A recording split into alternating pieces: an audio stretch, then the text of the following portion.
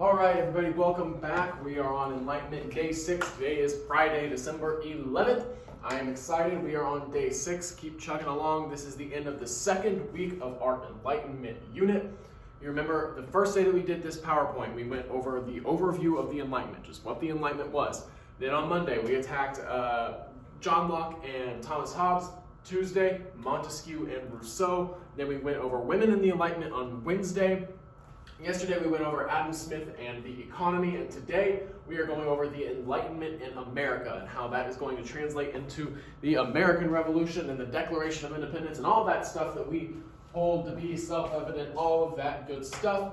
So I'm hitting the lights and we are getting started. So first and foremost, this might be a little bit shorter of a video, and that's okay, just because we are going to do a whole unit on the American Revolution, and all of these ideas are going to be reflected in the American Revolution, so might not spend a whole lot of time talking about this today, but it is important that you see how these Enlightenment ideas are reflected in the American Revolution before we get there.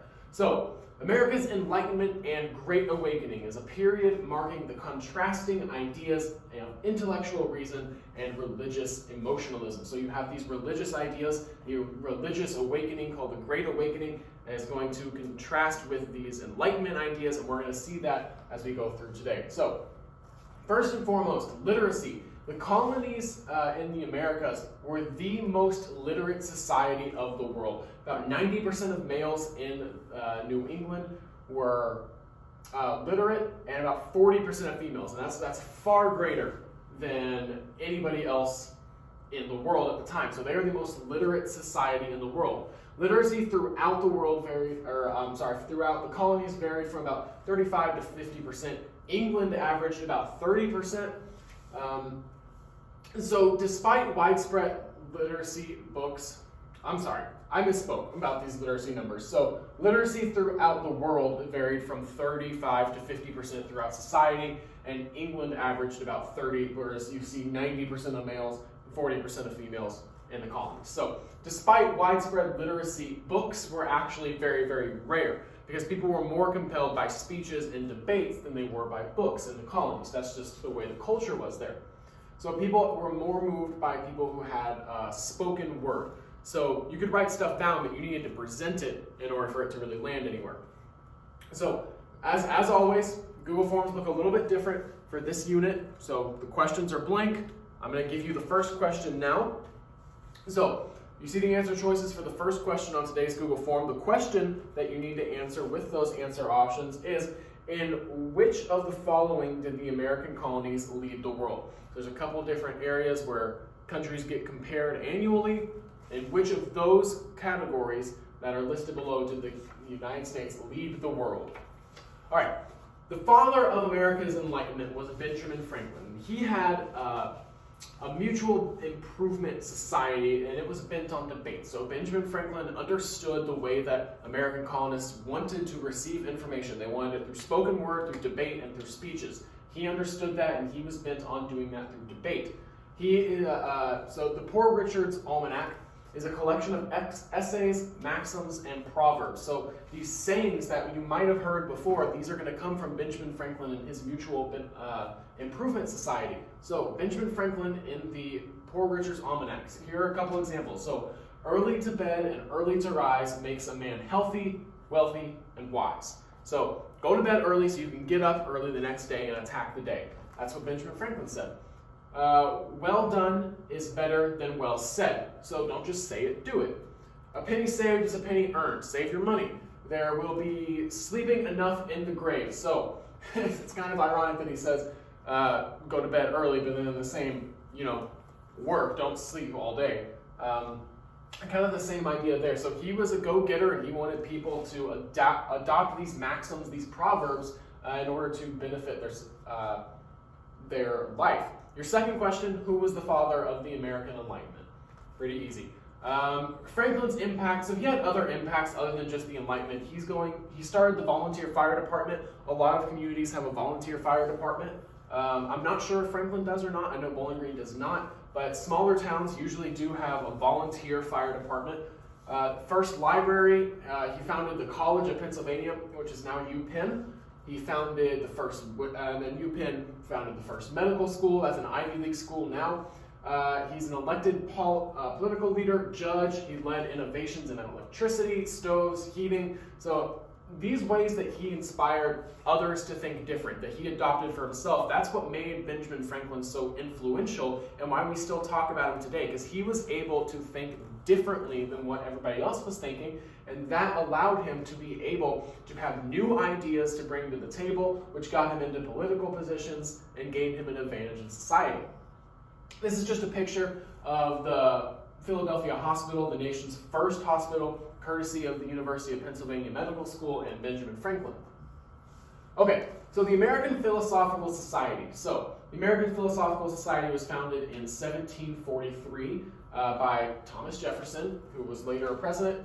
And I just like this quote from the society itself. It says, "All philosophical experiments that let light into the nature of things tend to increase the power of man over matter and multiply the conveniences and pleasures of life." So when we can understand nature, when we can understand the world around us, it makes us more prepared to deal with the world around us. It makes us happier. It increases and multiplies the conveniences and pleasures of life.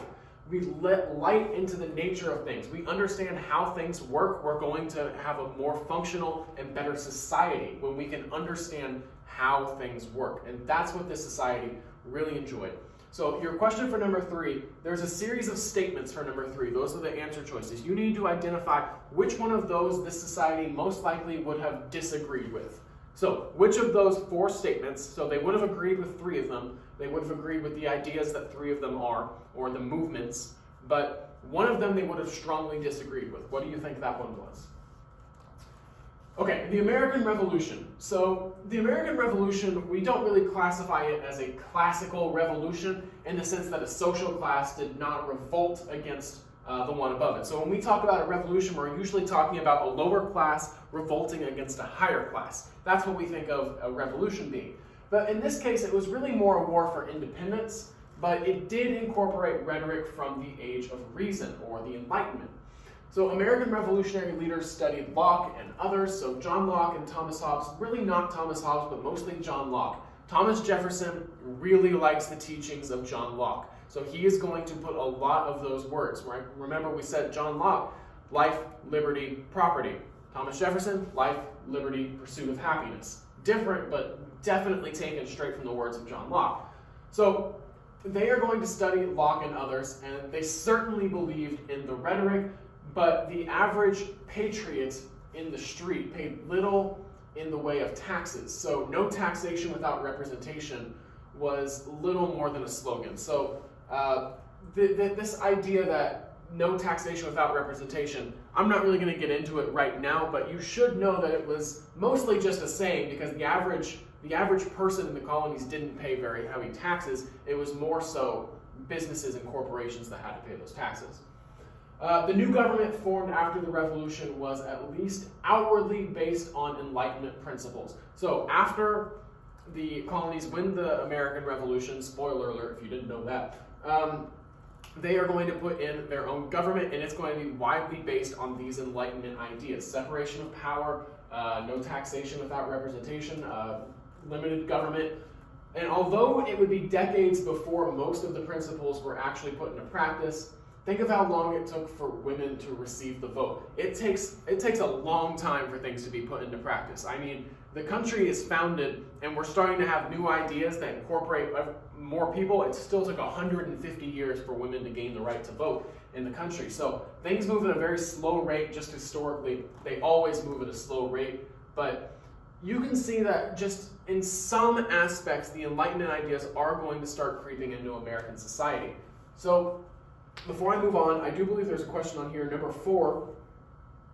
Okay, so there's a bunch of reasons on there why the American Revolution might not be considered a typical revolution. Which one of those is true? 3 of them are wrong. Which one of those is the reason why we don't consider the American Revolution a typical revolution?